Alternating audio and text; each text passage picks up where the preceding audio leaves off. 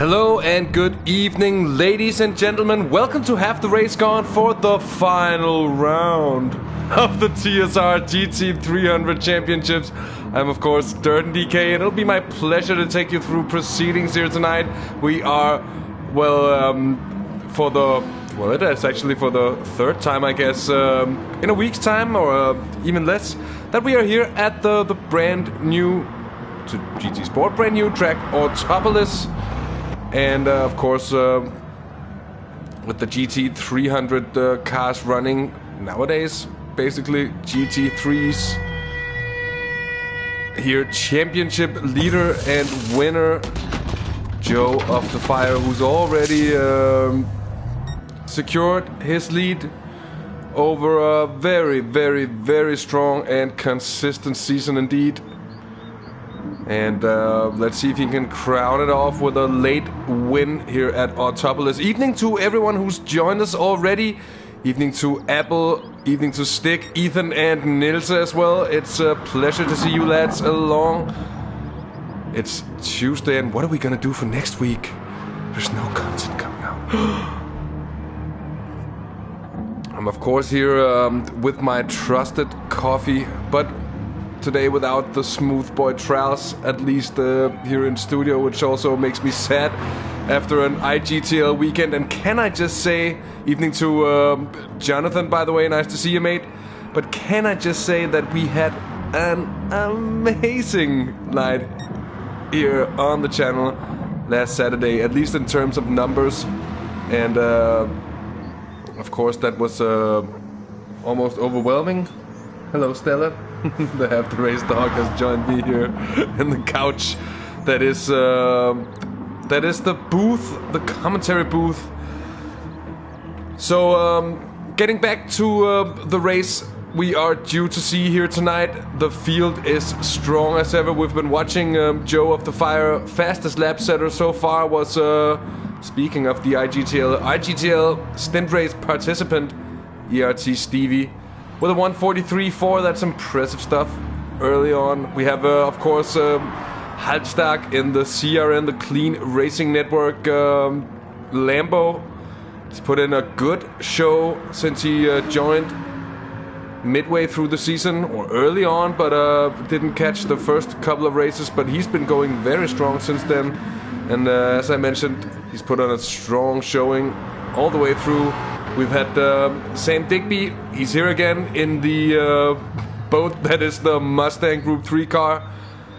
And a bold choice, it was called at the first race. And it's been proven to be a bold choice for Sam Digby, who's had his good races and he's had his bad races as well. How's the leg? Well, that is a good question. This is, of course, Martin Fabhuisen in the Jag. That is known to have a bit of warp speed lag about it, but for now it looks very smooth indeed. So that's good to see. Of course, we have Dad 24 in the 10X AMG GT3 car. The car that he has been sharing with Shoma, who's been driving it on a couple of occasions over the course of the season, and they've been performing quite strongly as well. Dr. Hash is back in the McLaren 650S. Not the best of friends, those two.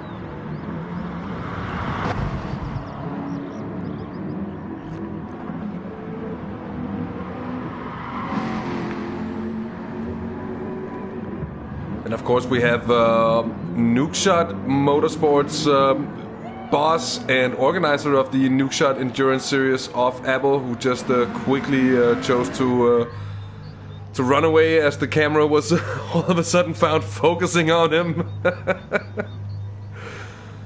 Of course, we have a series organizer, VRS Stick. He's hanging in the pits at the moment, which means that it's GT Welsh being our official. I would believe they're both there, and they're in a car each. That's we'll see who's driving tonight.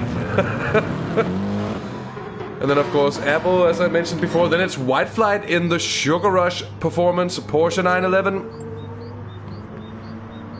and they've been on an okay stroll so far, but been wishing for more, I think, for both drivers' sake.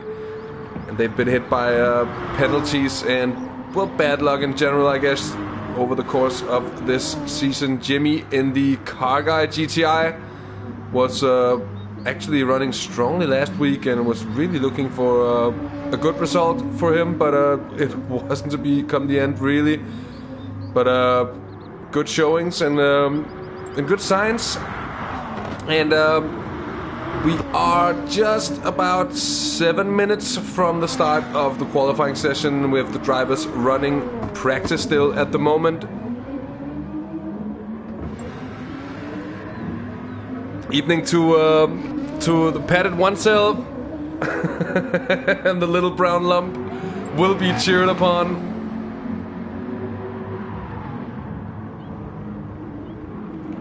Has he got a brown helmet? Nope, still black. Well, I've heard that stands for good quality in those circles.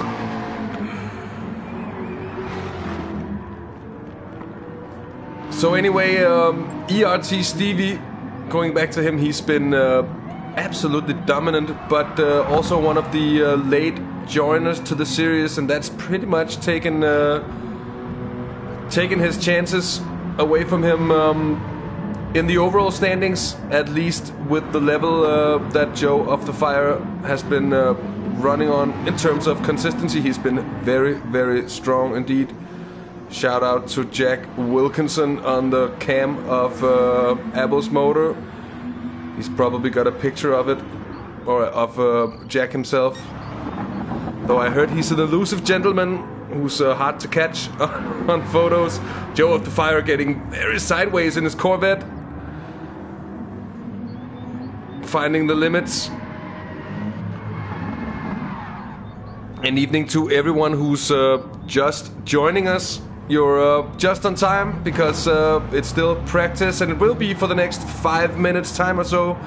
So there's still time to make. It's probably a little late for coffee for everyone but me, I guess, since I'm the one who's gonna be doing a whole lot of talking over the next 1.5 hours. But perfect time to grab a drink, snacks, or whatever, and to get settled. We are just a few minutes away from the start of qualifying session, and indeed we are running sort of a special format, you could say, for qualifying here in the TSR GT300. It is with qualifying embedded into the race distance within the first 8 laps of racing, and that of course means that the race start on the grid is not the actual race start, but that's the start of the qualifying session. Then first lap is a warm-up lap. Lap 2 is the first flying qualifying lap. Then lap 3 is an in-lap for the pits, and then for fuel and tires for all the drivers. Then lap 4, of course, an out lap, with laps 5 and 6 being the last 2 flying laps of qualifying. Then lap 7 is another in-lap, lap 8 is an out-lap and formation lap, and then we'll have the actual racing start on lap 9, and we'll have 34 laps of racing, plus these 8 laps of qualifying in the beginning. Evening Welsh, nice to see you. That's an essential, that's truly important indeed. Let's go on board with the Halbstag. But just to see the layout and the track that is Autopolis. Of course, anyone who was tuned in for the IGTL this weekend had plenty of opportunity to get acquainted with the track. It's not a track that particularly lends itself to overtaking, and that's particularly due to the camber and off camber through many of the corners, as we see this one indeed on turn in. And here midway through the corner there's a little bit of off camber here from And then over a little crest on the next right-hander, you get thrown off camber as well. And that's of course making it difficult to go too wide. Because essentially you're gonna use up, well, more or less the entire track just to go around, unless you go around very, very, very slowly indeed. But what we did see and what we have seen so far at the races we've covered here at Autopolis is that one of the big overtaking moves is at the end of this straight into what has been named Send It Corner here on the channel. Turn 1, that big braking zone into a turn that isn't true sharper than it looks, and it we really see some brave moves into there. So that's where I'd really keep my eyes on. Turn 1, and then of course the lengthy battles that we've also been seeing side by side and almost side by side, near and thereabouts, through the middle section of the track with its shifting corners left, right, and left and right. So I think we're gonna be in for an interesting race here tonight.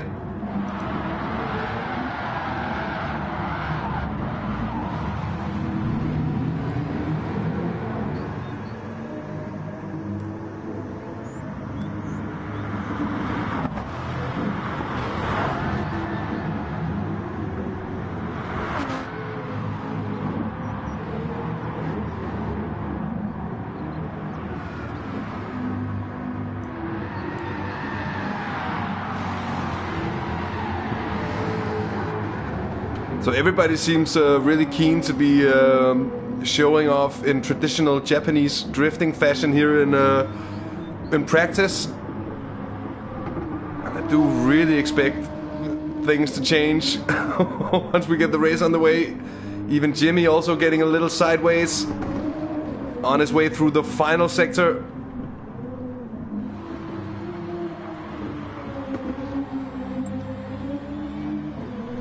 And indeed, we have Welsh mentioning that in the standings we're looking at a fight for second place, since it is confirmed that Joe of the Fire has taken the victory with an advantage of 38 points down to ERT Stevie. Still to play for around second, but it's pretty much closed on that part for on the part of ERT Stevie taking second position. Though for third, it's very much all to play for, with 3 cars, 3 drivers within 10 points of each other, and that's the Mustang of Sam Digby. It's the organizers NXX, that's Welsh and Stick, and then it's the Mercedes AMG GT, the 10X car of that 24 and Shamar. Anyway, we are about to get live with qualifying.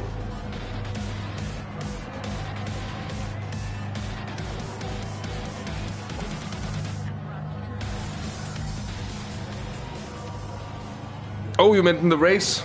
Yeah, I couldn't get it to make sense anyways, Welsh, but that's just me being... yeah. So, qualifying is more or less on the way. Drivers are off on the warm-up lap. Oh, we have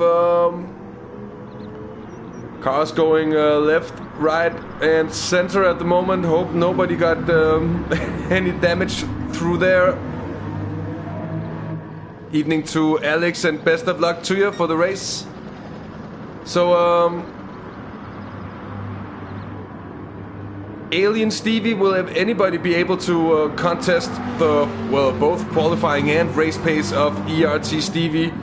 Well, nobody has really been able to for the last 4 rounds of racing here. He's been absolutely dominant, taking, well, pole position, race win, and fastest lap in the process at all events. And that is perhaps also what we're expecting here tonight, but anything can happen in racing, and I was about to say it usually does, as we're watching Halbstark and Martin Pfeiffersen make their way around the warm-up lap. We have Norwegian White Flight. It's been a while since we've seen him driving in the series, but it's of course good to have him back and running. And then T5 Black we haven't mentioned at all in the Lexus RCF, who's really been picking up the pace here late season with a couple of very, very strong races indeed. And I'll be intrigued to see where he ends up today, because his form curve has really been pointing upwards. As mentioned, our champion... Oh, who's that getting off? Oh, getting off. Well, that's a bit much to say. It's White Flight going off in the final turn on the warm-up lap. And then Halbstag backing off on the actual running lap, I think. That's not optimal at all. So Martin's gonna be setting the first flying time.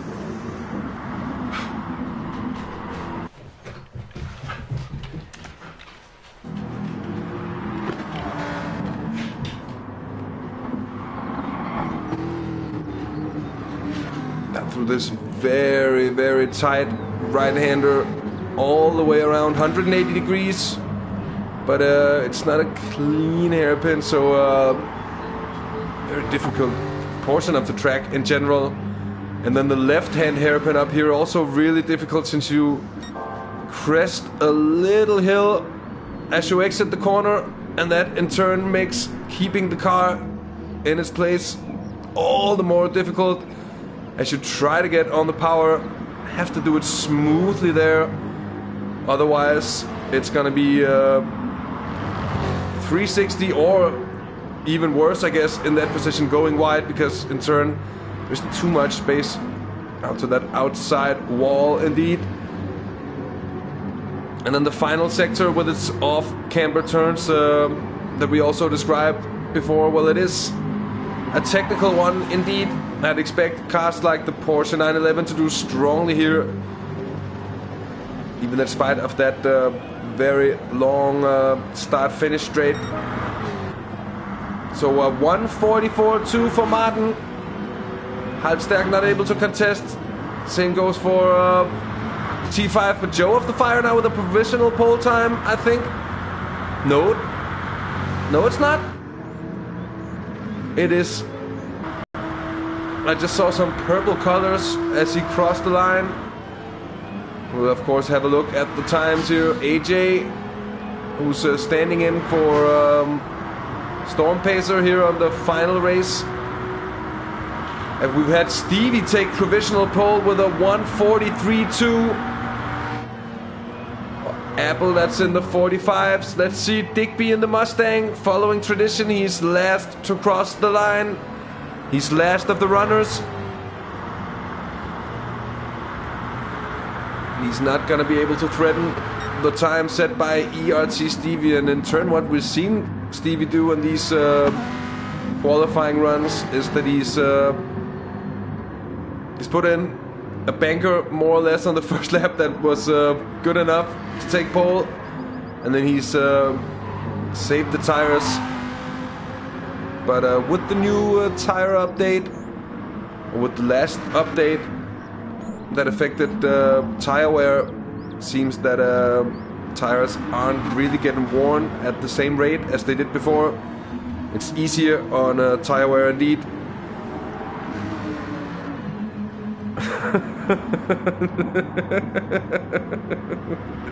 That's a good one, Ethan. The chicken Mustang. I think we should have had Halbstag pitting in here.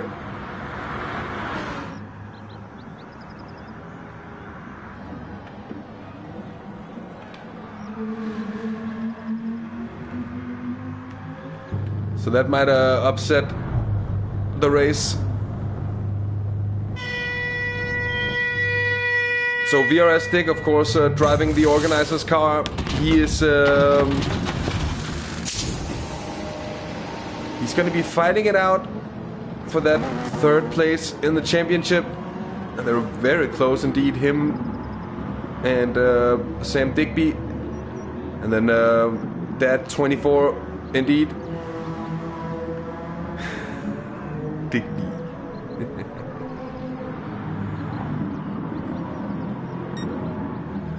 And evening to Hubie as well. Nice to see you.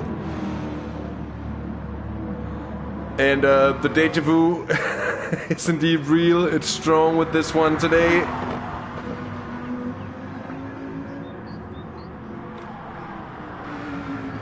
I've just slept at a hotel right outside the track, and I haven't really moved an inch since the weekend. No, that's not true. So Halbstag just running around. Is he? Oh,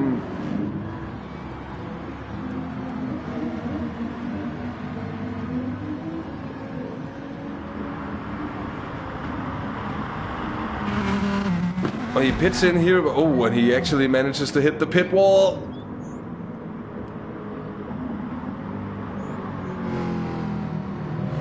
So that's a little unlucky, you could say, I think. As everybody else is on that out lap, on the 4th lap now.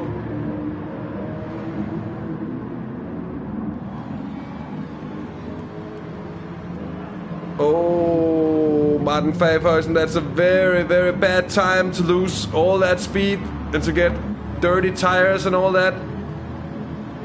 But great gentlemanship here, if that's even word, gentlemanly driving to get out of the way of his competitors as they make their way onto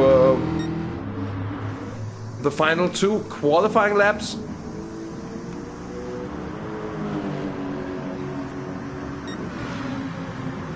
And Hyby, the booth is very pleasant to be in. It's designed for... it's an endurance booth.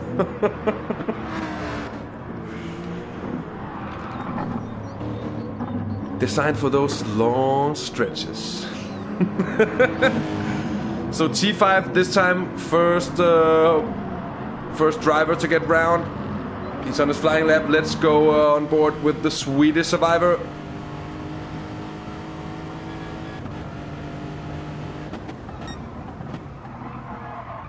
And see that crest I mentioned before as it dips down on the corner exit, making it quite difficult indeed.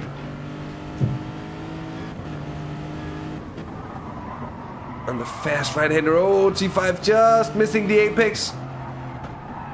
Losing out on a 10th or 2 through the right-hander. Or the first of the 2, keeping it steady through the second, keeping it snug up here.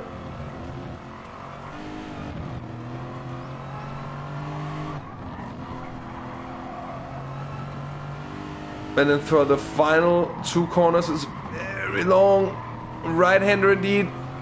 Also slightly off-cambered. And this seems to be a thing for this circuit. Oh, as T5 goes close to improving his personal best, but he doesn't quite do so. Jimmy half a second down on his personal best. Joe of the Fire, he must have had some kind of problem on that lap. Or is he just saving it? Might just be saving the tires. I'm not completely sure.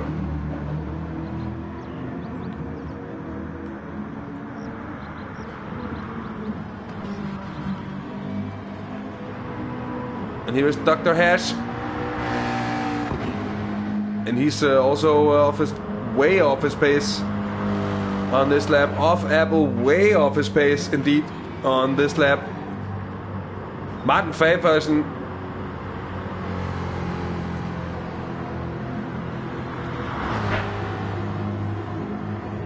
Well, that's no good for Martin. But he might just be saving tires. Stevie, is he going for it, or is he saving? I'd imagine he'd be going for it because actually, oh yeah, he is certainly going for it because he's up on his personal best. His personal best.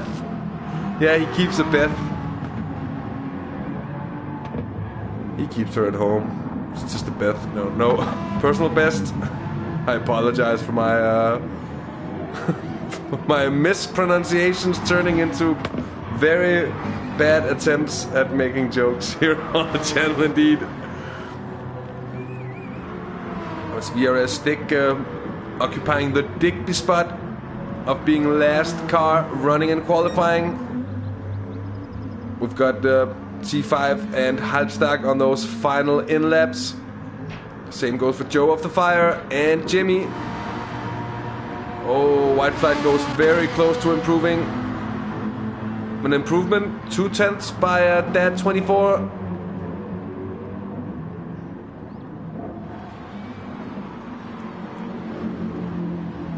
And I've heard about the GTR being a bit of a battleship with the front end being big and heavy and not really gripping. That's a bit of a shame.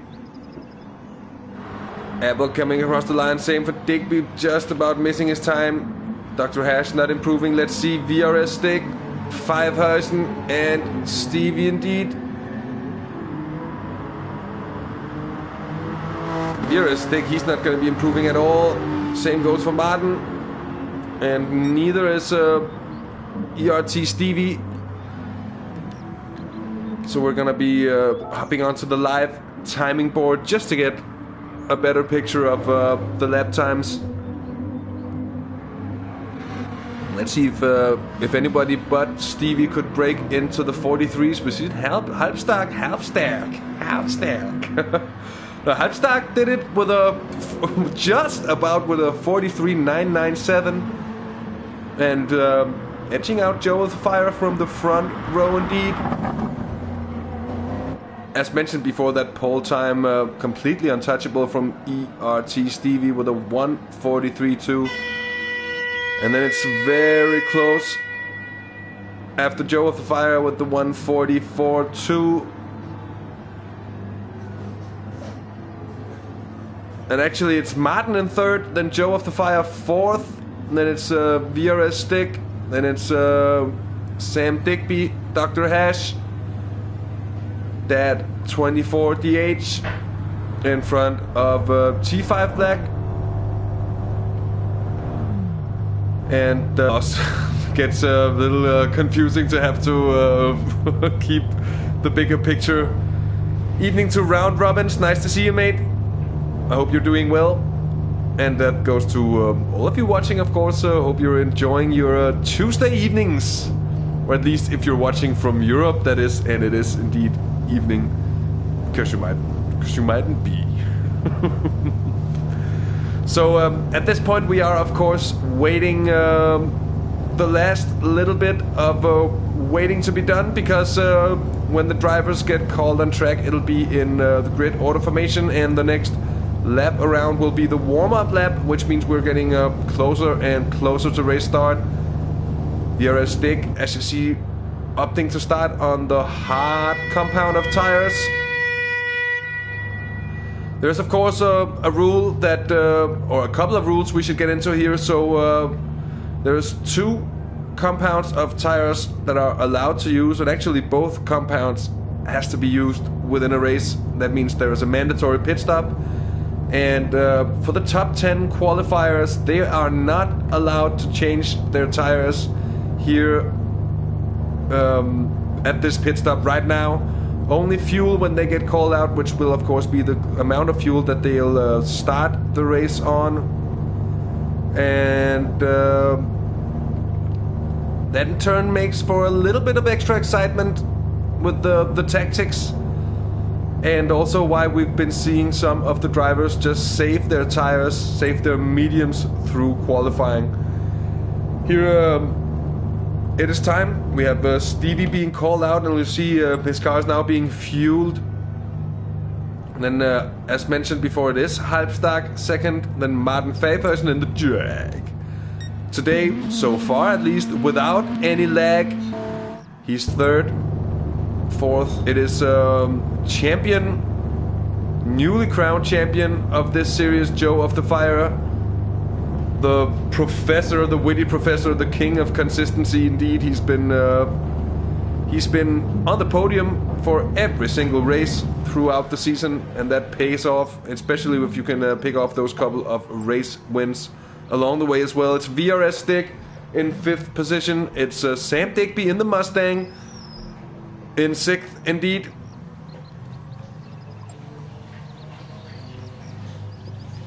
En evening to Mule Coffee, og tak skal du have. Det er jeg satme glad for at høre. I don't think I've ever said anything in Danish on the channel, but I had the opportunity to do so.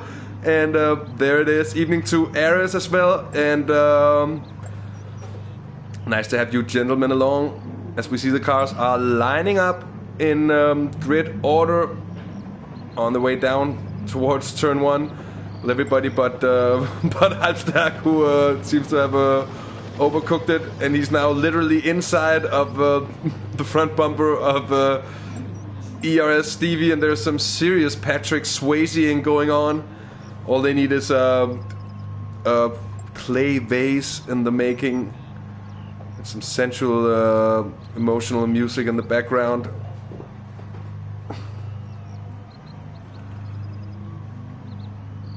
Of course, here are the last couple of cars making their way onto the grid. Dr. Hash, 7th, T5 Black in 8th position. It's Off Apple 9th. In front of White Flight in the Sugar Rush Porsche. Then it's Dad 24. But let's see how they stand, because I'm not sure this will actually be the order. I think Dad is a little bit further up. It's always an interesting an interesting scene, this. As we have the last car to join the track, and that's AJ in the Fezzer. Let's see if AJ, who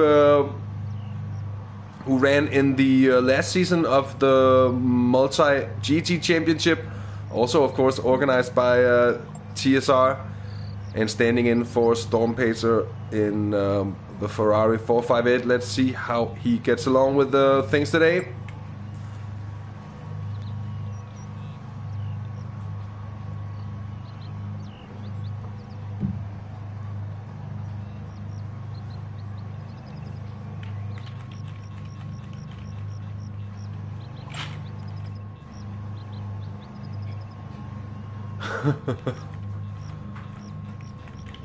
And just checking, everybody is there was no extra pace lap this time around.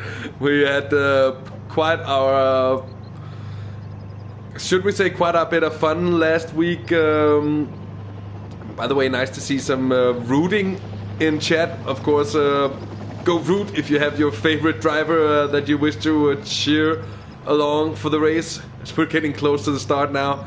Anyways, we had our issues actually for the first time, more or less, this entire season. This somewhat complicated starting procedure had been running very smoothly indeed, and then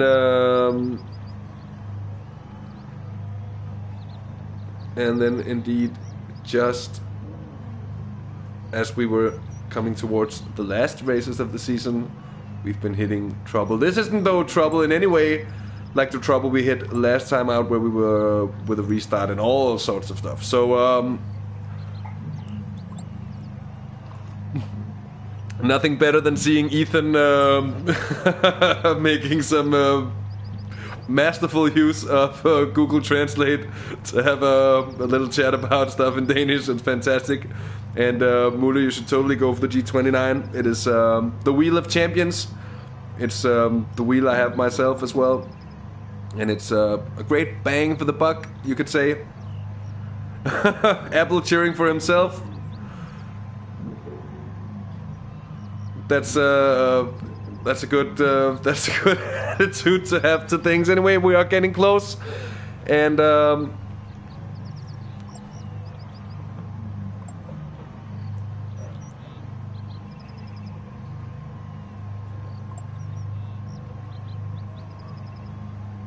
so does someone have damage or something here? That might be the problem. And are we out and doing 2 formation laps once more? Oh, guys, what have you done? Stevie has damage. Halfstack has damage. Oh, God. Well, that's no good.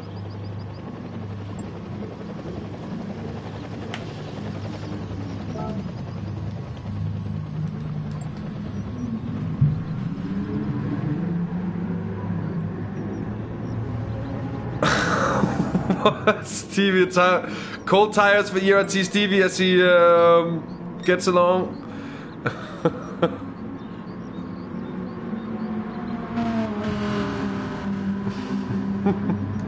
So let's see, we're running double warm-up laps, which means that the drivers with damage should be able to pit in on the first, get it fixed, come out, and then find their spots on the grid once again. And let's hope it doesn't get too confusing this time around. Last week was certainly a lengthy procedure.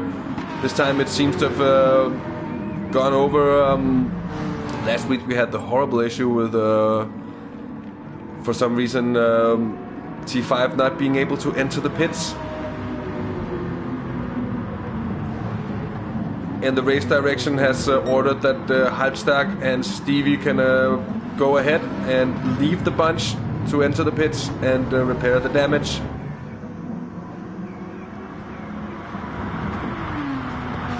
And hopefully that should allow them to get enough of a gap to not disturb the racing order too much. Of course, it's pretty lucky that it's just the two front runners. You could also say that a less lenient race direction would just say, well, bad luck, guys.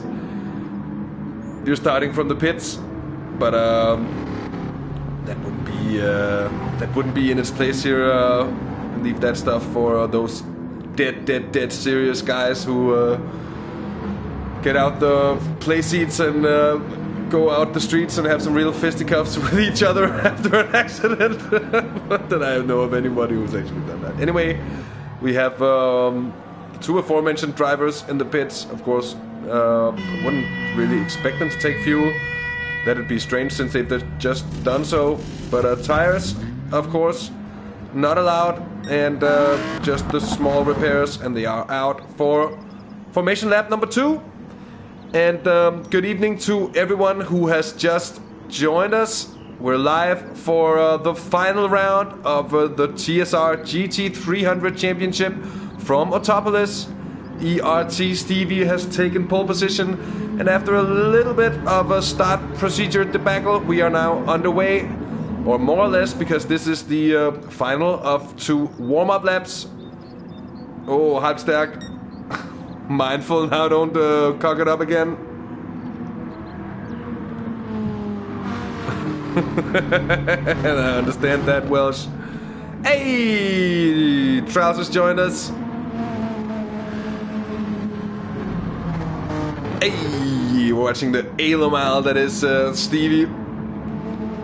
Halbstag, very strong qualifying time. The only one, apart from Stevie, to break into the 43s.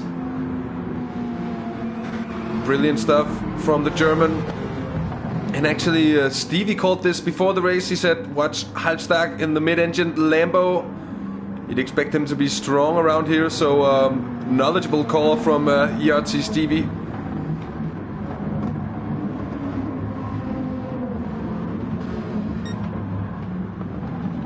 And then Martin in the Jag. 3rd position, so getting up there once again, but he has been having some strong qualifying sessions and has been dealing with connection issues over the last couple of weeks, and then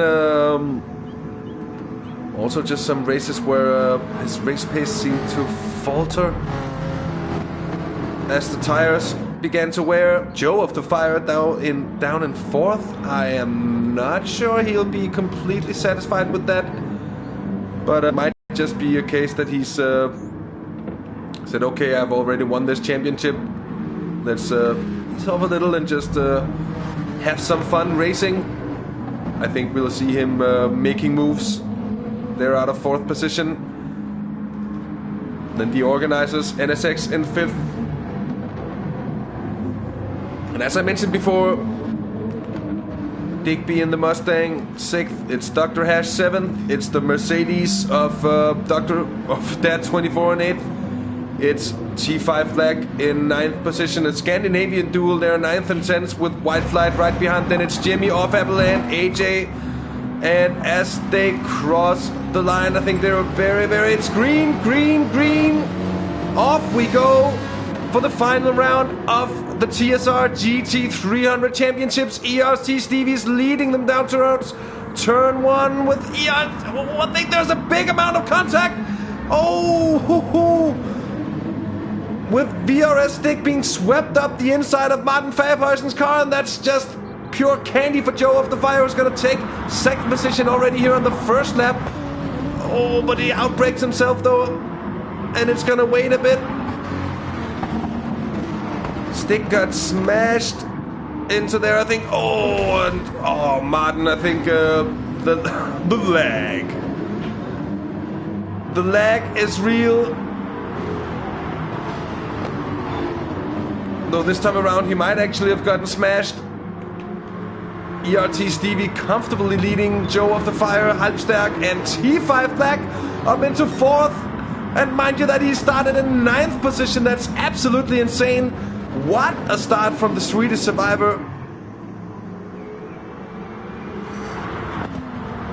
Rød med fløde. There it is. The most internationally known Danish sentence I think there is. So a bit of a train forming up behind Halbstärk with T5 Black and White Flight. Then it's VRS Stick down in 6th now. It's Dr. Hash 7th and Martin Fairperson down in 8th position. He's had a terrible run here on the first lap. It's Jimmy in 9th. It's Abel 10th. AJ up in 11th. Battling it out there with Sam Digby, who's around the outside. And then it's got the inside for the final kink there. Oh, a little bit of a touch. Nothing more than that. 24 seems to have a big issue there, and there's a big round of pit stoppers. It's Stick, Apple, and Martin, and Halbstärk all entering the pits. And I would suppose it's because of the damage. Let's have a look. No? Yeah. For most of them at least. For Stick and Martin. Poor luck at least for a couple of those drivers. This battle for 3rd position is real. The two Scandinavians here having joined forces to move through the field at great speed. And it's now T5 Black in 3rd and White Flight in the Sugar Rush performance in 4th position. And as I mentioned, they started 9th and 10th. And that's absolutely brilliant stuff. Let's go on board with the Porsche here.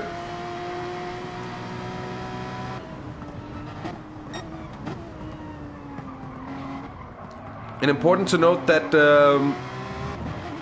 those drivers who started on the hards and did their early pit stops will have the mediums for the rest of the race, and it might just be possible actually to make those medium last, to make those tires go all the way.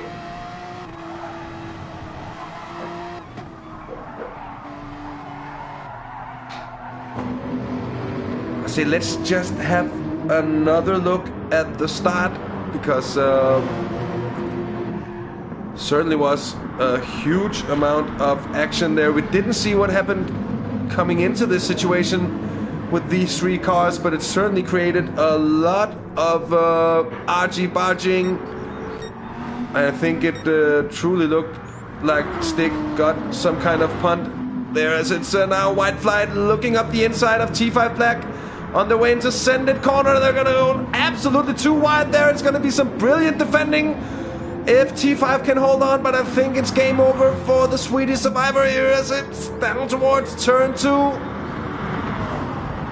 Still White Flight holding on as he parks that Lexus on its outside, and it's up into 3rd for the Porsche driver. Dr. Hash in the McLaren is tagging along, and the more battling they do, the easier his job will be made. Now he's just eaten into that gap, and that took just about no time at all. Still it's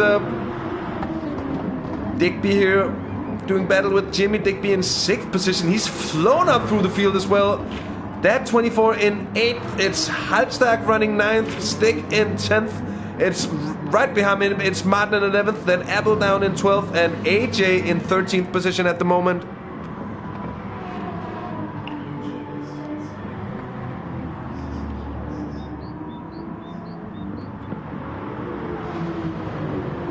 So a brilliant move to take 3rd position from White Flight indeed.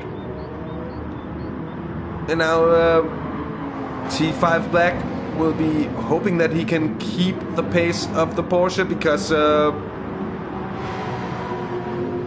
I'd have to say on the opening couple of laps, it looked like the Porsche did have enough of a pace advantage for Whitefly to be sitting very comfortably in the slipstream of T5 Black. Let's go on board with Dr. Hash in the McLaren 650S. A lot of the CRN guys, of course, cheering for their buddy as T5 goes a little deep into turn 1, misses on some apex speed, isn't really able to get early enough on the power there.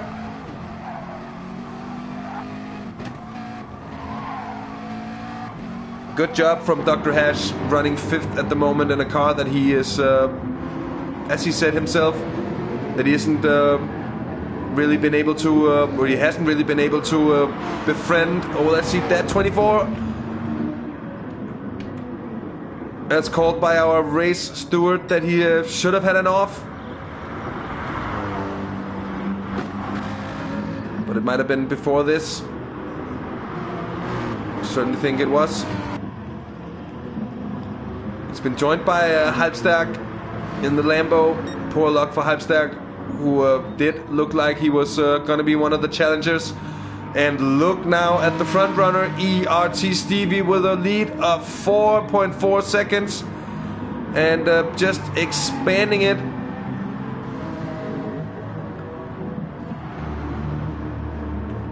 And he's expanding it quite quickly as well.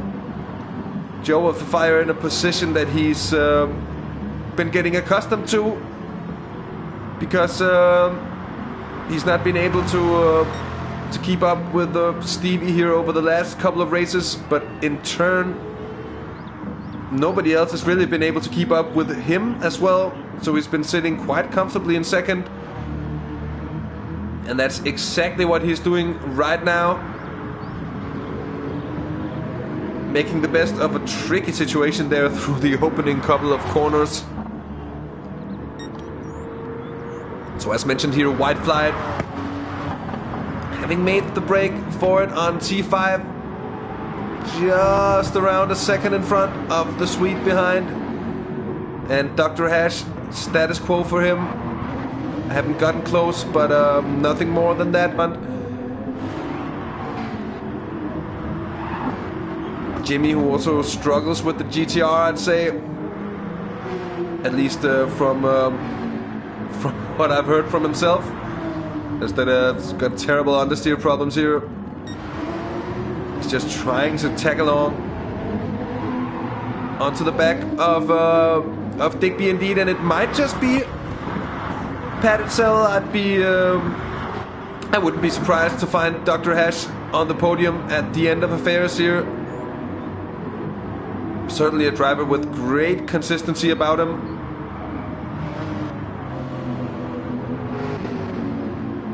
And having raced him also on multiple occasions, I can say myself that sure does have his pace about him usually.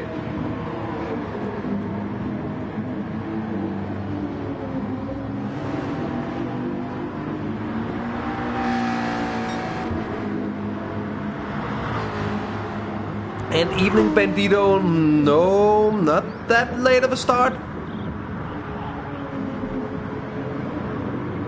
Well, a little bit, but not nothing too serious.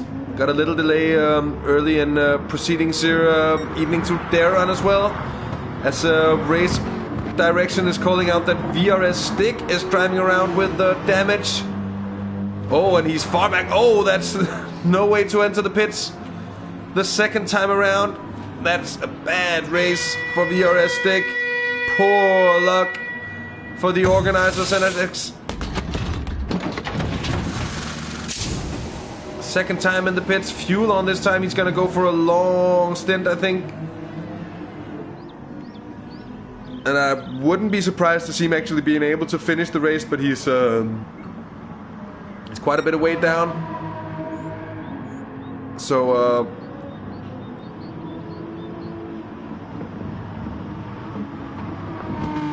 And he was indeed running very quickly too, so it's a big shame to see ERT having extended his gap. ERT Stevie.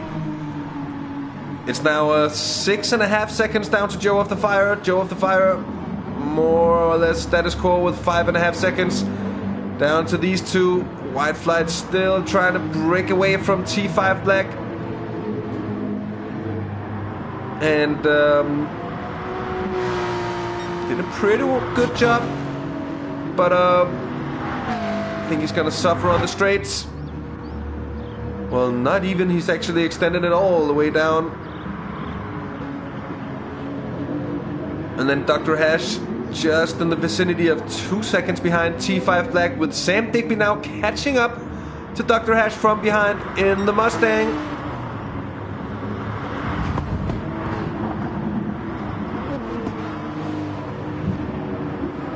So I think there's a battle brewing for 5th place indeed, with Sam Digby now closing in quite quickly on Dr. Hash here.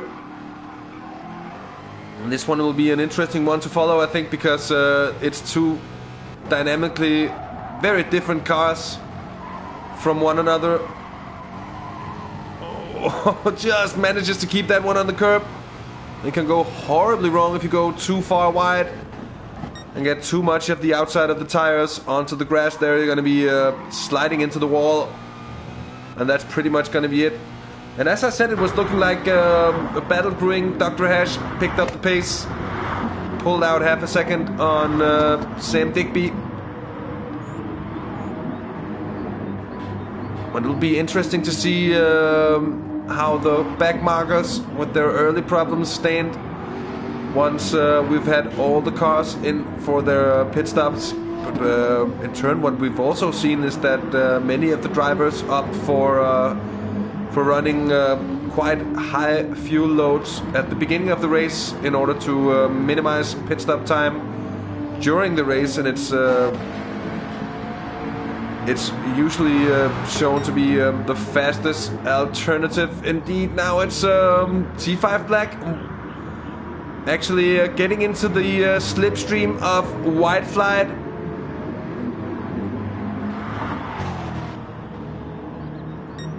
But only just and about. See if we really have the race settled now.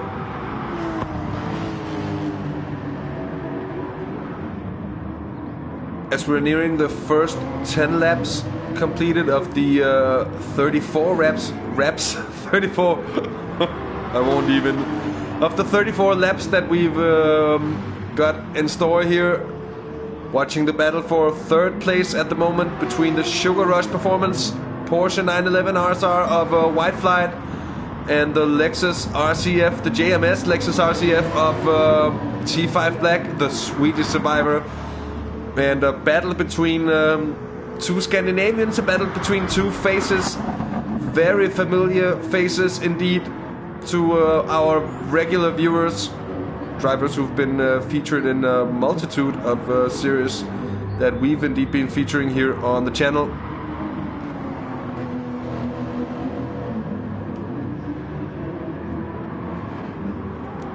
Yeah, have the I'm not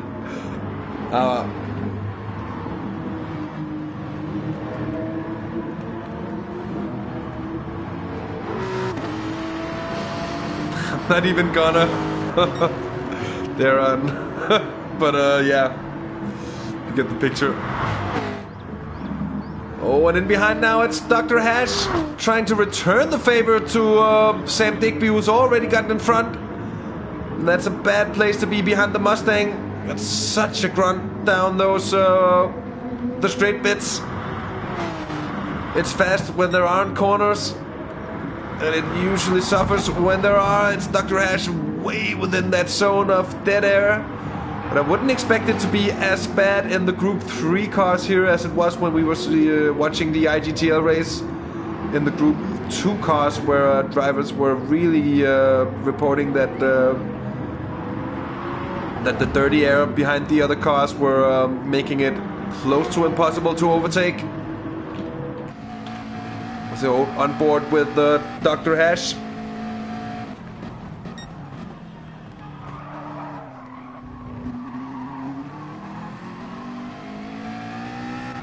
And then the wang cam of Digby.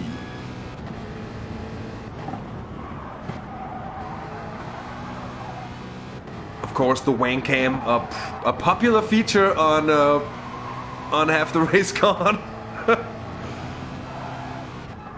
Stick for a legendary comeback. Well, Welch, that would be very legendary indeed. The stuff of legends, but that is in turn within the qualities of Stick to pull something off like that. Oh, Digby goes a little far into that turn and he's gonna lose speed on corner exit, I think. Just how he keeps the momentum in the car from that angle strikes me as a slight surprise. Dr. Hash is close. He's gonna be looking, but he's certainly not close enough. As they make their way down to Sended corner, turn 1.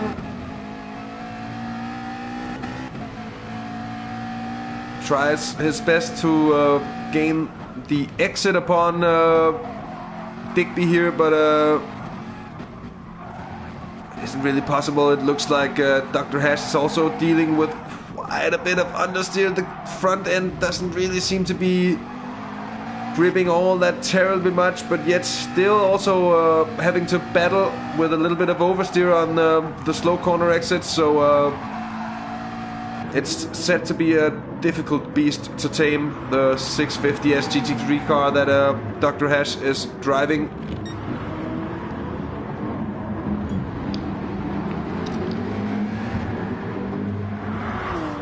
Now Halbstag has made his way up into 8th position, so he's actually gotten his way past that 24th DH. That's pretty impressive stuff. And Martin Faversen now within a second of the Brit in the Mercedes. And Halbstag, last lap, 1:44.4. So that's not bad at all. That's close to qualifying pace, but I think he could do even more with this. He's been running sectors that has been way into the purples. Getting a little twitchy on the exit there. Anything to Gentleman Racing? Snappy D, nice to see you, mate.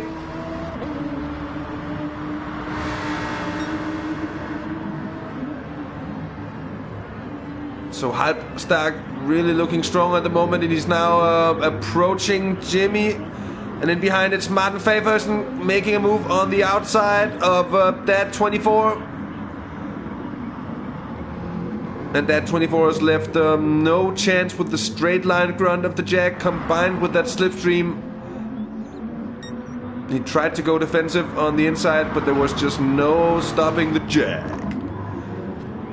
And it's also the lag from the Jag we saw in the beginning of the race somehow cured itself.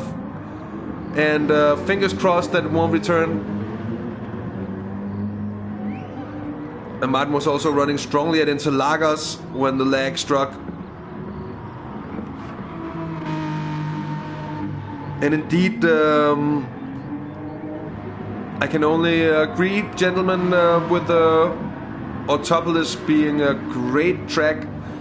That really cool, dynamic, has a really good flow to it. It's challenging while not being insane. Man, it's a real driver's circuit. It's not. It doesn't have corners that just wants to kill you.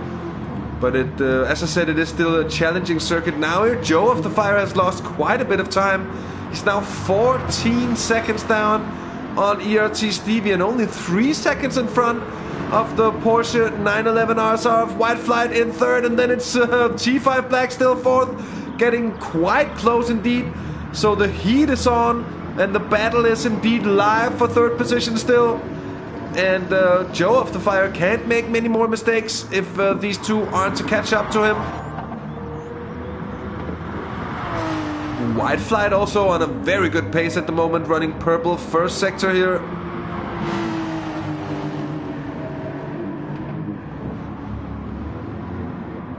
And their run, that is a bit of a trickery because the first 8 laps ran here was qualifying. And with the special format that we've been running for this series, with qualifying embedded within those first 8 laps of the race. So the effective amount of laps for the race is 34. So that's a bit of cheating, I guess.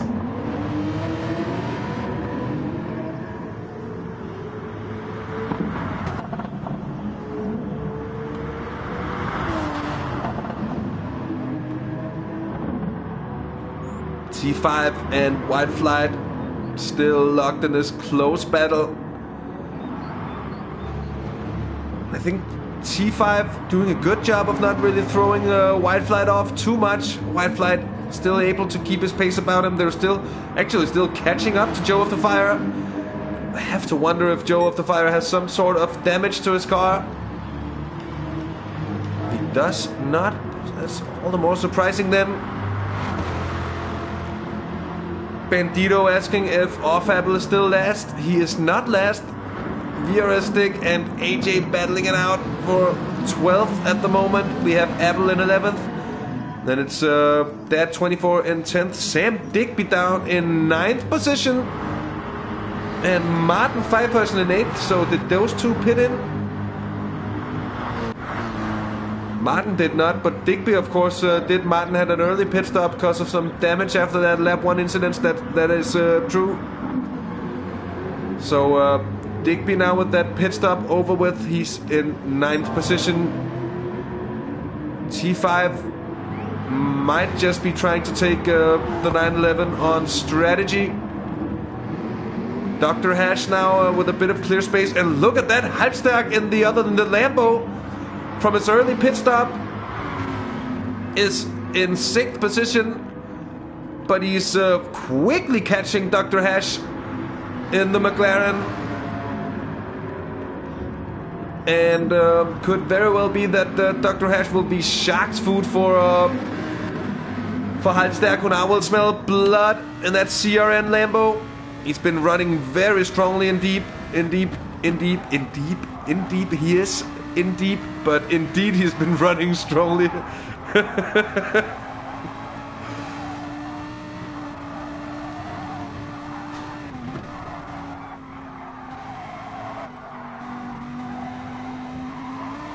And that was of course the moment we heard just before where I couldn't hide the fact that I am a robot anymore.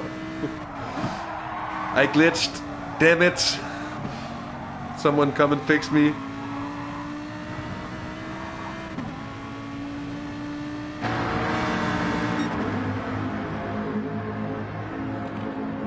Behind these two, it's getting close with Jimmy, Martin, and Halbstag having a look up the inside of Dr. Hash, but deciding it's gonna be no more than just a look. Martin getting very close to Jimmy as well. And up in front, I think Joe of the Fire is hastily getting caught by White Flight and T5 Black as well. Even though T5 really suffered on that corner exit, and now White Flight is trying to break away. White Flight with some great consistency here today, I must say.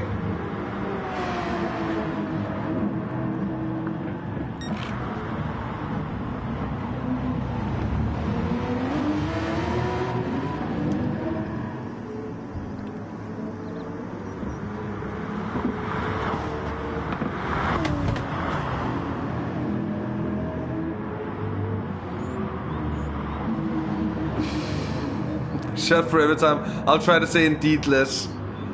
I'll see if it's possible for me to utter the word less times. Without, of course, removing it entirely from my vocabulary. Anyways, look at White Flight just hastily catching up to Joe of the Fire. He's bound to make it within a second quickly. And if he keeps up at this pace, he'll be onto the rear bumper of Joe of the Fire at the end of this lap.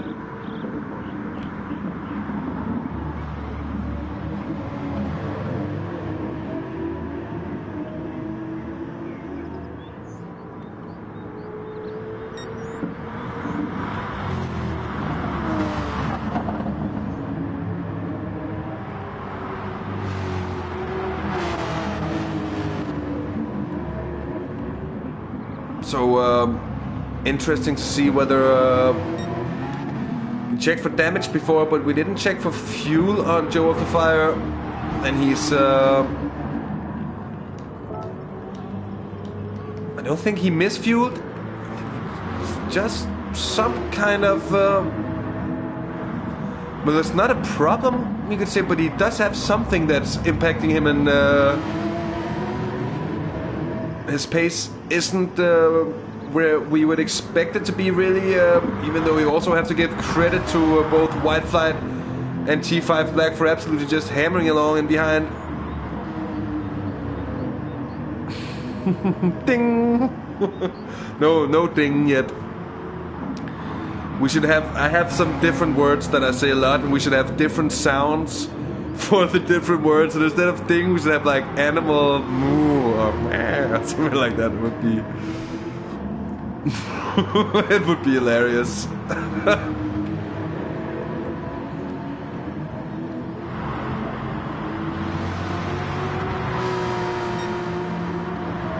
Halbstark now having gotten the better of Dr. Hash, and it seems like it happened some time ago. He's built up an advantage of 3 seconds since then. Martin Pfeifferson now in 7th position, running pretty strongly indeed as well in the ding in the jack. And it's Dick B8, it's Dad 24 9th, and Jimmy in the Car Guy GTR in 10th position. It's Apple in 11th, Stick 12th, and AJ 13th. And of course, leading the race, flying under the radar, as those race leaders happen to do, it's ERT Stevie. Untouchable at the moment. Could say he's his own worst enemy. Oh, they're getting quite close. And was that T5 Black going wide on the exit of that corner? And look at that, it's really White Flight having caught up to Joe of the Fire now, and we're gonna be having a position battle. A position battle? What kind of cycling terminology is that? There's a battle brewing for a second, and it's the witty Professor Joe of the Fire having to defend from 2 raging white Vikings. I hadn't thought about that, the analogy of that. The plundering Vikings are coming to attack the defenseless Brit who's struggling with pace. Evening to Tron. Evening to Bambi as well. Nice to see you. As Joe of the Fire is pitting in. He's on mediums, and he was suffering, I think. Maybe just to escape the plundering Vikings. To just let him escape with all the pretty girls. So White Flight now up into 2nd position, and that might be an undercut on Joe of the Fire. And might also be a little early for Joe to pit, but we'll see about that. One thing I did not see is what kind of tire he exited on. That's going to be crucial for understanding the rest of his strategy. He's still on the medium, so it's going to be at least a 2-stopper. And what I'd expect just to be a 2-stopper for Joe of the Fire.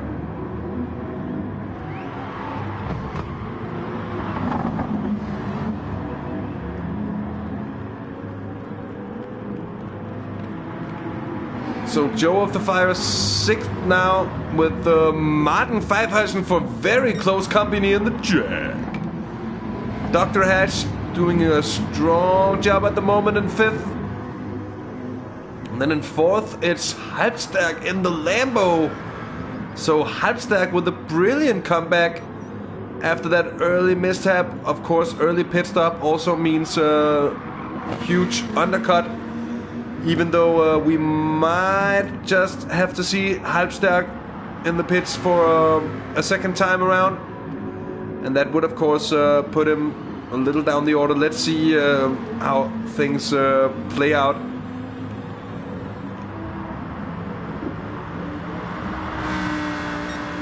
But already running 4th at this moment is hugely impressive. Really keeping his pace and consistency about him. because he's consistently up in the 44s. And that's a good race pace to have here at Joe of the Fire. Having a look and having a send into sended corner on Dr. Ash. Oh, and that's very good defending from the German around the outside. And then having a sketchy moment. All the while Martin Fairperson in the Jag getting very close. He's biding his time. He's looking for opportunities. Look at that, Joe of the Fire. That was worth another watch. Let's just take a look on board the car of Joe of the Fire as he sends it first of all into sended corner, but oh, that went well.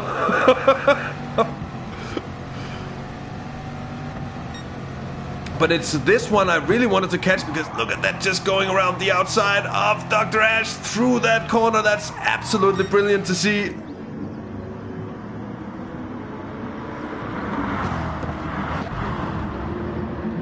Oh, Darren, I always miss. It's a thing we never. I even sometimes think about it. Oh, now it's 2 laps from now. We should really.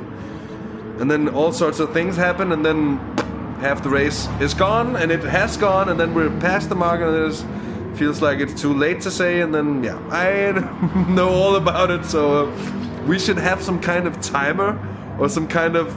Maybe we can get it when we one day get to broadcast on PC, something that comes up on stream and says, "Have the race gone! Have the race gone!" Something like that. Maybe with a slightly less annoying voice. Joe of the Fire now 5th. He's chasing Halbstag. He's got Dr. Hash, who's now fending off Martin Fairperson. And Martin's also gonna send it through sended corner indeed, but he's gonna send it much too much. He's gonna over-send it. And he's off.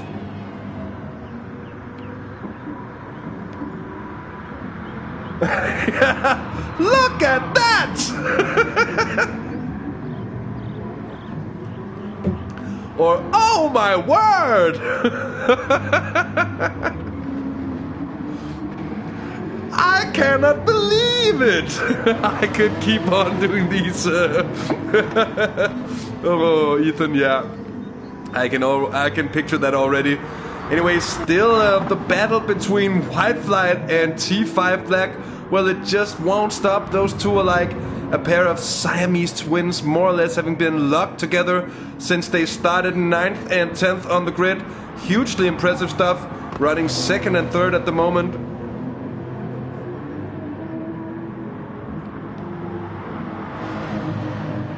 And did Martin get hit? That's a good question. I think there was a bit of contact, but nothing too bad, nothing to damage the Jag of Martin there, or the McLaren of Dr. Hash. I was very close to saying the forbidden, at least for this, from now on, for the rest of this broadcast, forbidden word, but I will not utter it now. I shall not. Martin 7th. Digby 8th, looking good. It's Jimmy 9th and VRS Stick up into 10th position. Still suffering from those couple of incidents he's had along the race. ERT Stevie making his way through traffic now. He's closing up to Off Apple, who gets very much out of the way of Stevie. That was so much so that it almost became a danger for that 24 and behind here. Jimmy exits the pit. He keeps a hold of 9th position, but he's not too far in front of VRS Stick. Let's go back with the battle for 2nd, because they are still quite close.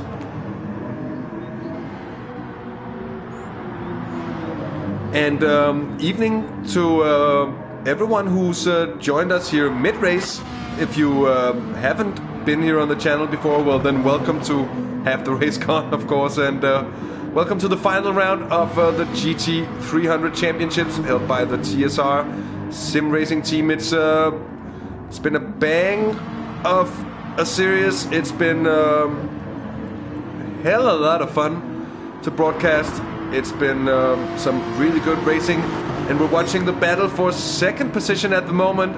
as it's been quite close for many laps now indeed. Ding! Between White Flight and T5 Black, who just seem to be so closely matched, both driver and car here.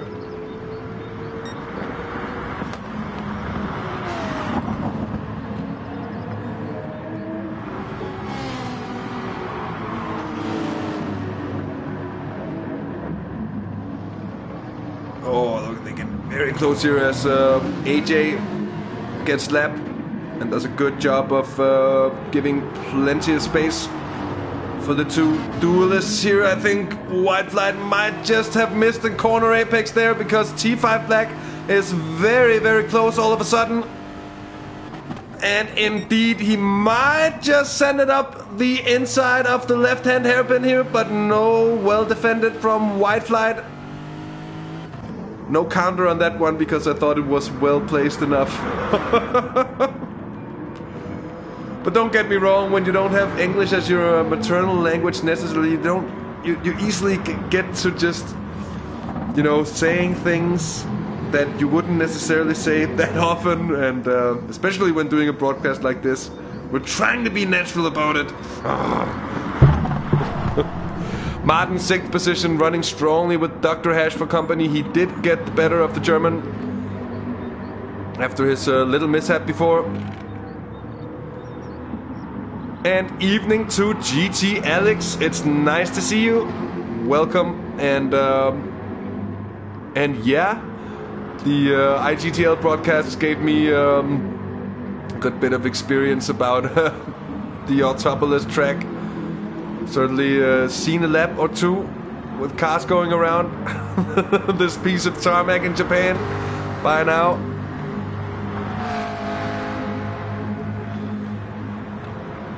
Oh, thanks, Welsh. Though to be fair, we Danes do get, at least from my generation, from when I was younger and went to what's called Folkeskolen in Denmark when I was in 3rd grade. I think it was 3rd grade when I started having English, and the young kids nowadays are even younger when they start getting taught English. So it's quite normal for us.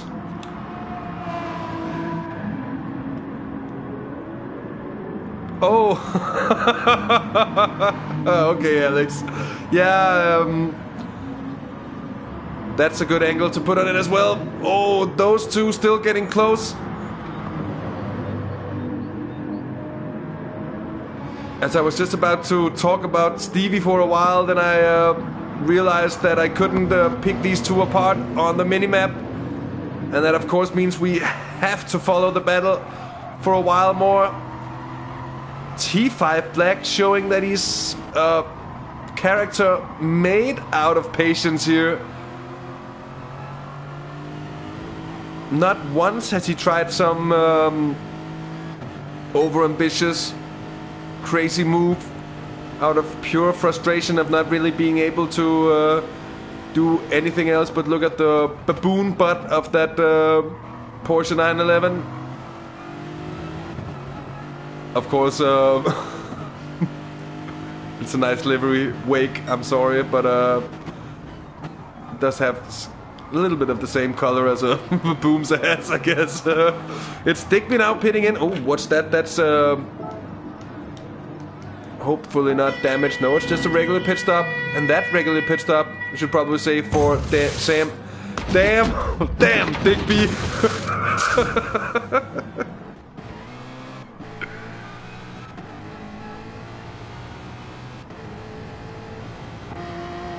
It could be their run, but I'd be surprised to see it work out that way around. If I was, if we were looking at the Porsche 911 hanging in behind the Lexus, I'd call it for that reason as well. But the Lexus, with its far superior straight line speed, at least in similar setups, I think it's just because it's playing very, very, very difficult to get past White Flight here. As you see here, really no space to overtake through that final sector. It's all about the exit of the final corner onto the back straight, and in turn he has to give himself adequate space to get a run. But if he gets too much space, then the chance is gone. As here he has to lift, and then it's half a second almost, and that's certainly not striking distance.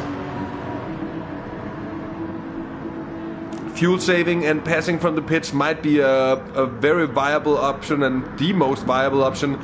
In the meanwhile, Halbstag now within 6 seconds of these two, so he's moving ever closer indeed. Evening to Aviup, it's nice to see you, mate. Purple through the first sector. We've seen this on a couple of occasions from several. Just went into another another glitchy moment there for the robot. We've seen several drivers. It's because I'm getting a serious case of cottonmouth. The water to the rescue.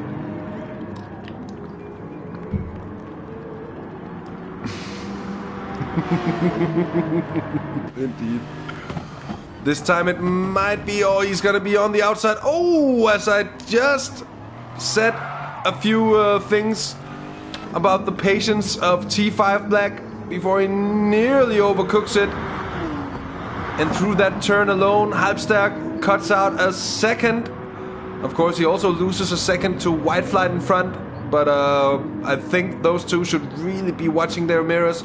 And there's also another thing in it, that those two here, they have yet to have their pit stops.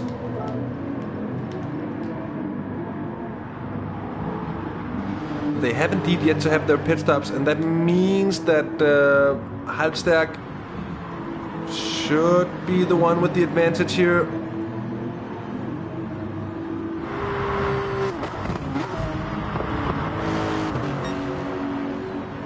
So White Flight, the first of the two to pit in, and I think T5 have just been saving fuel. He's now gonna go for the overcut. White Flight could also say he's pitting early to defend his position, but having to pit, absolutely no choice here. He's gonna be exiting on the hard compounds. 10 laps of racing remaining, ladies and gentlemen. Well, let's actually make that 9. As White Flight exits the pit in a very awkward position, in an awkward fashion as well. Goes way too deep on fresh, semi-cold, hard tires. And besides actually having to adjust to the hard tires, he went way too deep into turn 1 and easily they made it an easy pass for Dr. Hash to take 6th position back. It's Martin Fabersen running 5th. It's Joe of the Fire 4th. Actually doing a pretty strong job of just hooking up with Halbstag there, and he's about 1.5 seconds back on the German.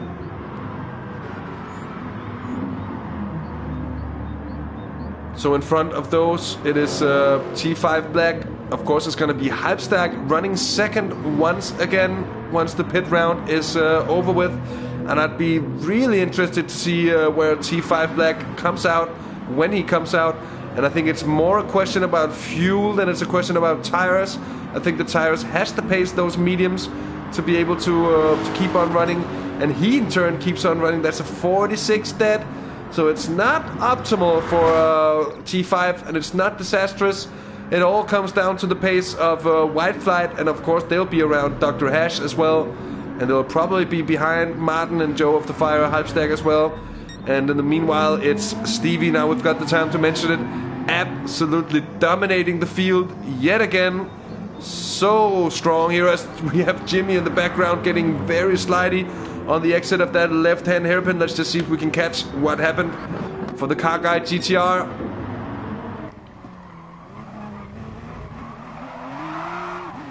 And it's just that off-camber slide, and it manages to control it. And it doesn't get more dramatical than that.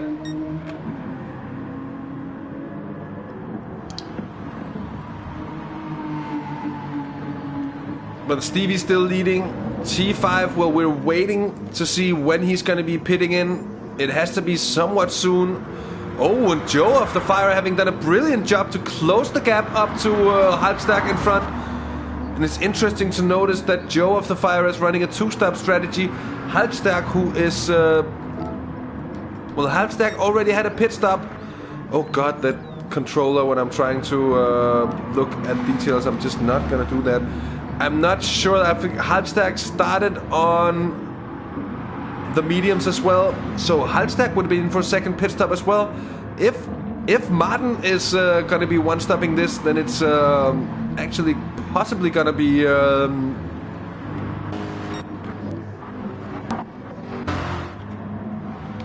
okay. Joe has to pit again. Not sure that whether Halbstack has to pit again or not here. I think it's Joe of the Fire gonna send it out the outside. True standard corner, and through he goes. Let's have a second look. Gets a good run down the start-finish straight. No, Halbstack does the only really sensible thing to go defensively. Joe of the Fire takes a very wide entrance and is able to carry that extra amount of speed. And he takes third position for the time being. He's now going to be trying to break away. They're within 3 seconds of T5 Black. Ideally, T5 is going to go into the pits before Joe catches up. And that's ideally for Joe because he's going to lose less time off it. And it's going to hold him back less with concerns of trying to break away from Halbstack. And strangely, Joe of the Fire really seeming to have found the pace in the Corvette here. Late race again.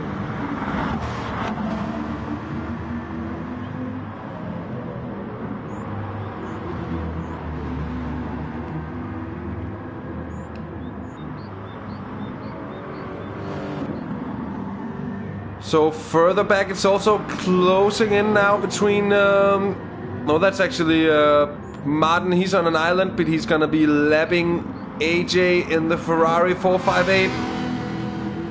White Flight having gotten past Dr. Hash further behind and has put in a second to the German driver, the brown lump of loveliness. Sam Digby in 8th. It's Vera Stick up into 9th position in front of Dad24 DH now. Dad24 with a company from Jimmy in the Car Guy GTR, then Off Apple in 12th. And the aforementioned AJ in 13th. That Dad24 has a huge moment. And that's indeed gonna let through the Car Guy GTR of Jimmy, though, as Jimmy goes wide afterwards. What happened for these two drivers through this sequence? As Dad24 first to lose it on that corner exit, gets way wide, just manages to keep it in. And then focus change to the Car Guy GTR, who then overshoots it as they were. And Acura, oh, T5 Black has really bled time down to Joe of the Fire. And he is gonna try to send it around the outside of that hairpin, and he's gonna do that with the maximum send. And just about making it work here, the witty professor on fresh mediums here. That's a gutsy move, just about making it work. Both of them getting squirmy on the exit too.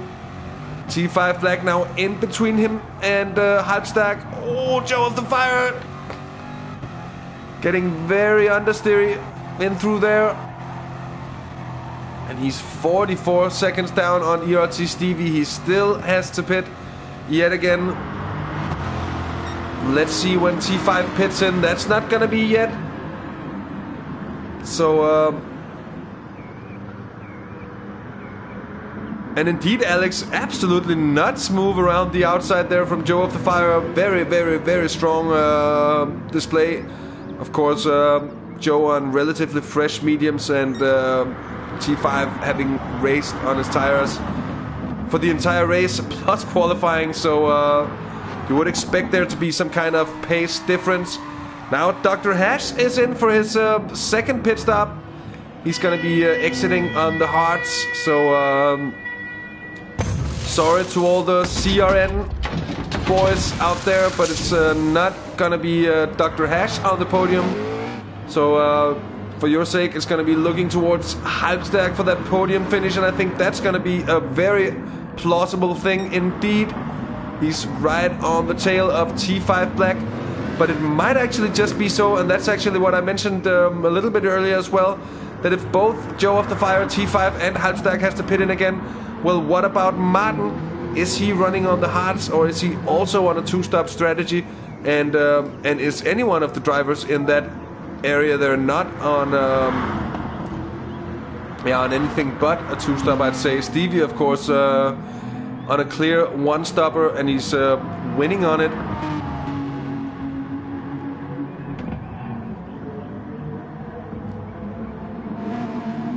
Three and a half laps of racing remaining for ERT Stevie, who is indeed showing his class. Very much also a champion of these Group 3 cars. Certainly drives them with great panache. It's still T5 defending from Halbstag. And we're going to be in for some crazed activity in the pit lane over the last couple of rounds. And it's going to be hugely interesting to see what effect it has on those final standings. I think we could be in for a shocker or two. It's still T5 Black doing a good job of keeping Halbstag in the CRN Lambo in behind as we go to Antennae and Wang Cam of the Lexus RCF. Halbstag is looking to send it up the inside here. Oh, there's a little bit of a touch. But he holds back, doesn't try to take advantage of that bit of contact. Of course, unintentional. This is what goes with close and hard racing. Hard doesn't mean it's unfair. And oh, T5, huge moment. Overcooks it on that entrance, and now they're side by side. Is he gonna be able to defend from that one? He is. Oh, that is that's absolutely amazing. Let's have another look at that one, ladies and gentlemen. Look at this. Look at this. T5 Black, the Swedish survivor, is really doing just that, surviving brilliantly here. I really thought that was game over for that battle, but he manages to keep Halbstag in behind all the way up through there. Let's see if he also manages to keep the Lambo in behind. There's still a terribly long way down to Sendit Corner. He does have him parked on the outside, but he also does have a good run on T5 Black. Let's see, they're really side by side here. But it's still nudging, they're trading paint, still side by side as they head towards turn 2.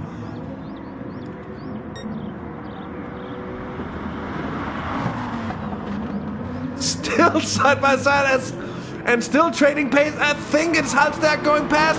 No, it's not. What is it? Brilliant stuff.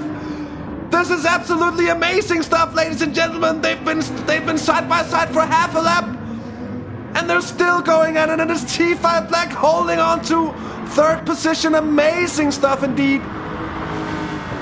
Look at this. Look at this from this point, from the finish line, and we're probably not going to be able to catch all that stuff because the game simply doesn't allow for replays that long. I wanted to just catch that T1 action initially. That was amazing stuff indeed. For these two guys, look at that. Respectful enough, but still rubbing and scrubbing. And TLC said, I don't want no scrubs. Well, none of these drivers ever heard that because they just went in to go absolutely full out on it. Look at that stuff indeed. Fantastic stuff. Back to the action, and it's Halbstag now having gotten past. Oh, and we just make it in time for the overtake. Oh, that's a huge send, and that's yet another scrub. And that's the question: is if T5 is gonna be completely happy with that? Mind you, T5 has to pit on this lap. Joe of the Fire has to pit on this lap. Halbstag as well might have to pit on this lap as well.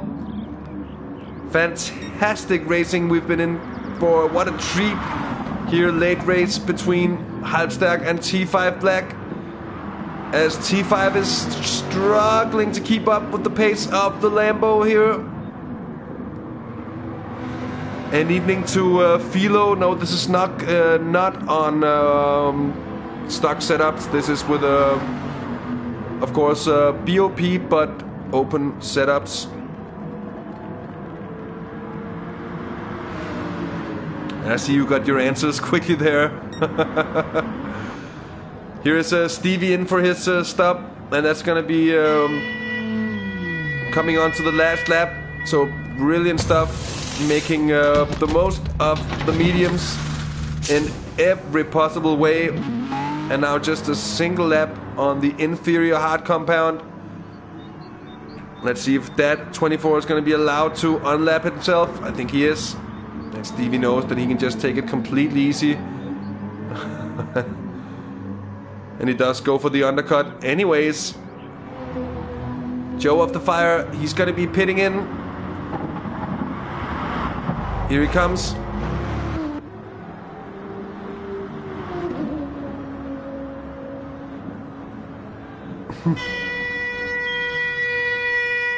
So here's Joe Halbstag running and running on. So that's interesting. Did he use the hard compounds? I'm not sure. Joe of the Fire exits there. That's going to be third for him, I think. Here is Martin. Here's T5. T5's going to be exiting. Where's it going to be compared to White Flight? That's going to be really interesting. Oh, White Flight is nowhere to be seen compared to... And White Flight even getting dipped off by Martin, even though that might be becoming close.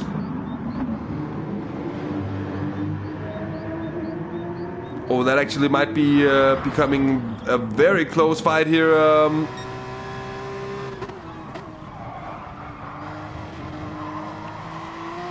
So White Flight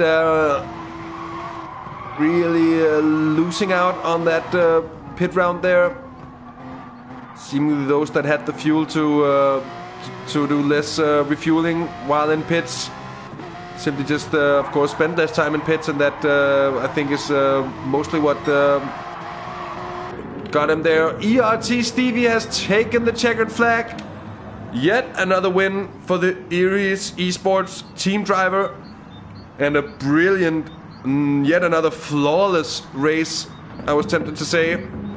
No Tichny pun intended, but brilliant stuff indeed. It's gonna be second place for Halbstag.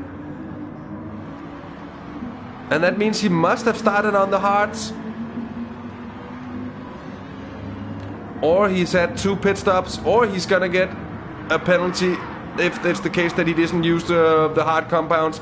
We will see, but brilliant race from the CRN German anyways. The witty professor, yet another podium place.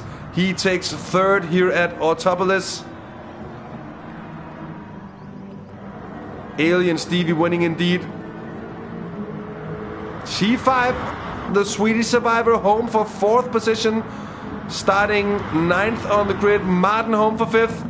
And from 10th to 6th for White Flight, if I recall correctly. Or was it the other way around with T5 and White Flight? Anyways, well done and great race for both those two. It's Sam Digby coming home for 7th position. It's Dr. Hash. He's gonna come home for 8th. Then it's gonna be VRS Dick coming home for 9th. With off Apple, that 24 ending 10th, and off Apple in 11th, Jimmy 12th, and AJ in 13th. And with that, can we have a round of applause and congratulations to ERT Stevie for another brilliant race, another very, very fine performance, and a great win for a driver who would have been a sure contender for the title had it not been for, well, not joining the series before he did, I guess. And thanks to all the drivers who've been taking part this series. It has been a thrill after thrill after thrill. I think for me it was It's been a really great series to broadcast, and one of the absolutely best, just judged on pure racing quality, I think, at least we've had on the channel. Thanks for tagging along. Actually, we're not done yet, because I did save a little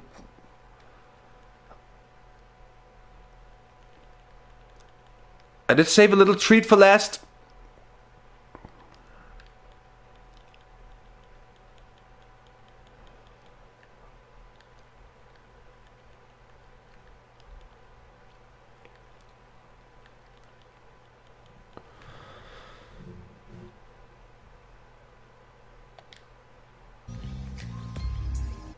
So I'm just trying to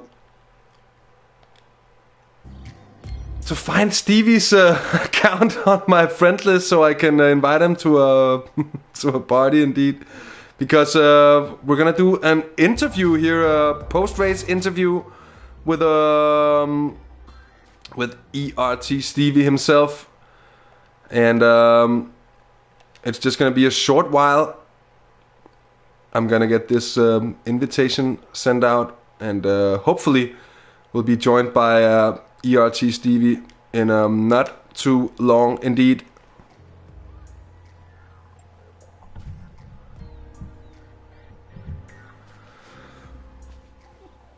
So not a technical issue in that sense, but just a little bit of wonking around with the jumping heads and the blue screen of life, we could say.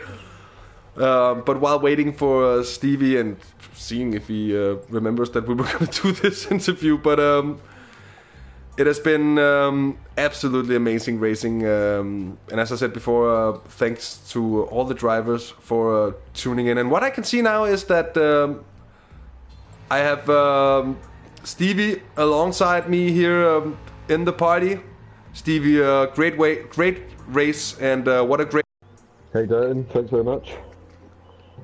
So you talked a little about the new update and the reduction to tire wear, and I think that that showed off pretty clearly as well. How was your experience with the mediums out there today? It was, this track is, it turns out it is quite hard on tyres, well, at least compared to Interlagos. I've always thought of Interlagos as a relatively high wear for the tyre track, high tyre wear. This was quite significantly worse, but still perfectly manageable. Still clear. The clear strategy was to just run the mediums until the end.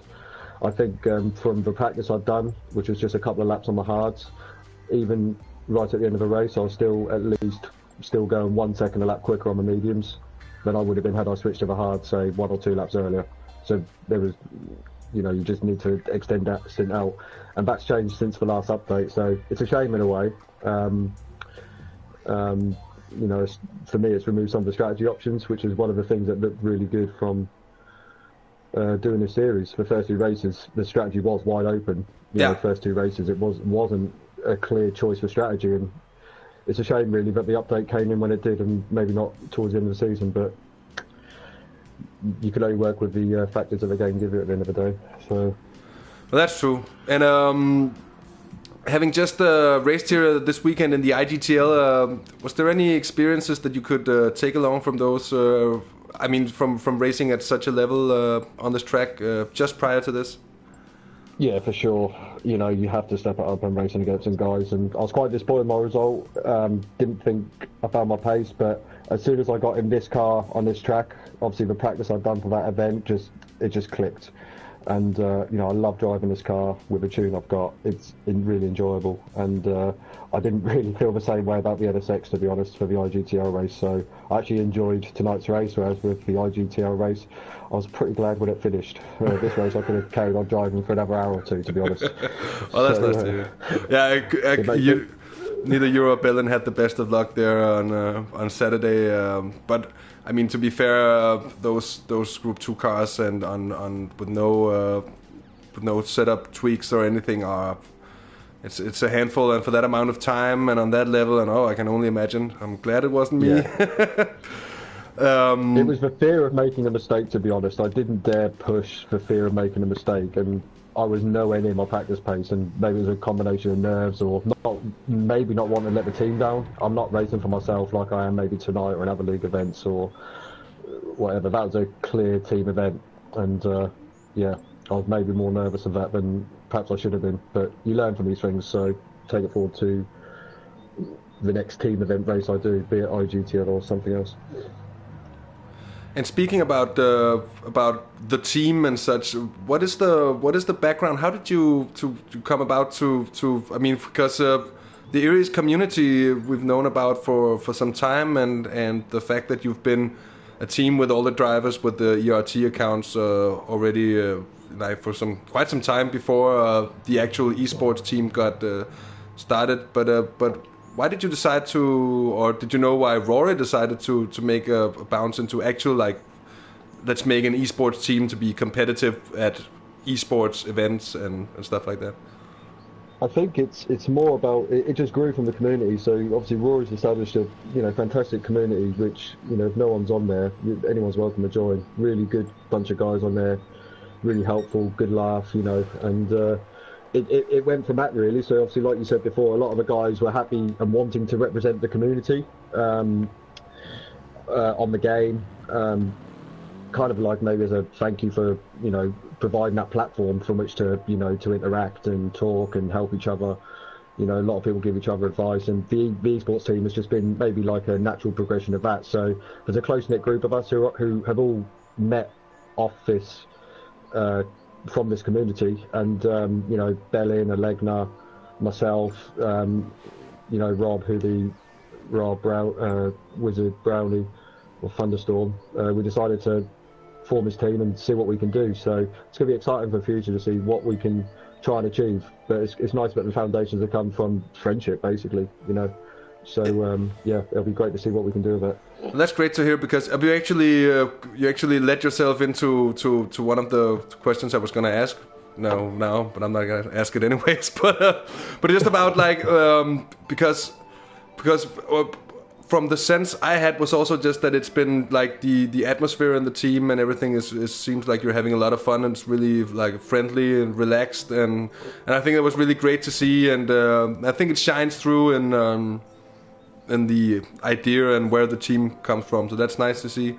But so just a final question before I let you off the hook, Stevie. Are you planning to be taking part in more of these TSR leagues and series?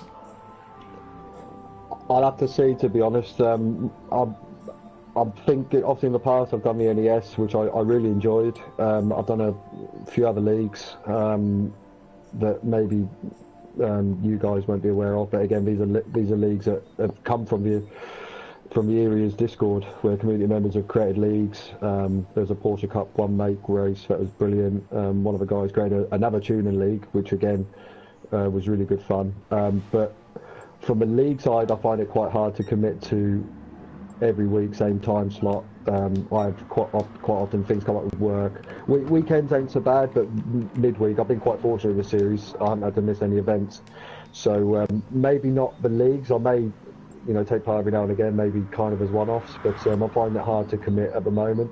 I want to take a bit of a break from the game. It's been quite intense with the last FIA. The IGTL took quite a lot out of me, so we'll have to see for a moment. Also going forward, I want to try and focus a bit more on FIA, but we'll see how it goes. I feel like this now, and maybe tomorrow I feel completely different. So you never know. That makes good sense. Anyways, congrats on some very good races in this series at least, and yet another one tonight. It's been a pleasure to have you along, and all the best for you and for the team in your future adventures, and we'll of course probably talk to you soon here on the channel here. It's been a pleasure, Stevie. Have a good night. Thank you, Dirten, and keep up good work with the channel. Love watching the footage, and yeah, great work with the IGTL at the weekend, and I'm sure the viewers will agree, so keep it up. Oh, thank you. Next videos. Thank you so much, Cheers, mate. Appreciate it. Cheers.